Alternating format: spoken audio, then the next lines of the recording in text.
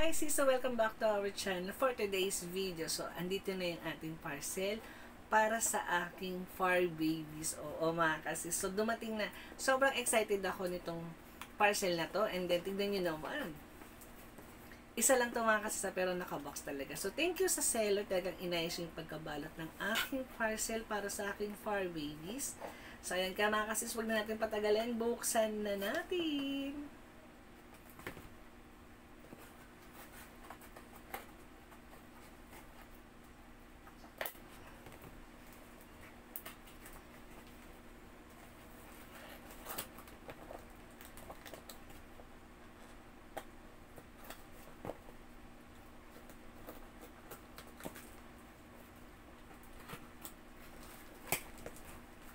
Wow! Ito na siya. So, ito na siya. Papakita ko na kagad siya sa inyo. So, ito. Wow! Ang ganda. Ang ganda mga kasis. Uy, dalawa? Dalawa? So, nagtataka lang ako bakit dalawa. Alam ko isa lang yung kinash out ko. Ba't naging dalawa? So, check ko na lang din kung bakit dalawa yung dumating.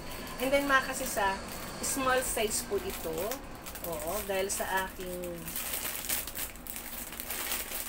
baby shih tzu. Ayan, ang ganda. Na-amaze ako. Oh, diba? Ang ganda mga kasis. So, ito. Ang ganda.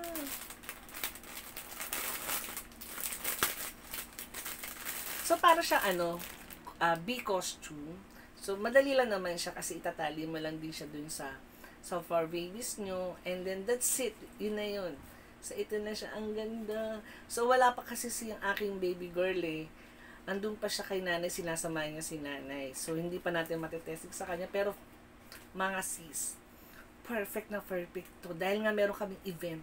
So, bagay na bagay itong costume ng akin fur babies. Ayan. So, ito, ayan. Thank you sa seller. Then, check ko na lang sa aking TikTok account. Ayan. So, thank you, seller. Ang ganda-ganda talaga ng itong ating bee costume. Ayan, ganda. So, yun lang mga kasis. Maraming salamat. So, don't forget to like and subscribe.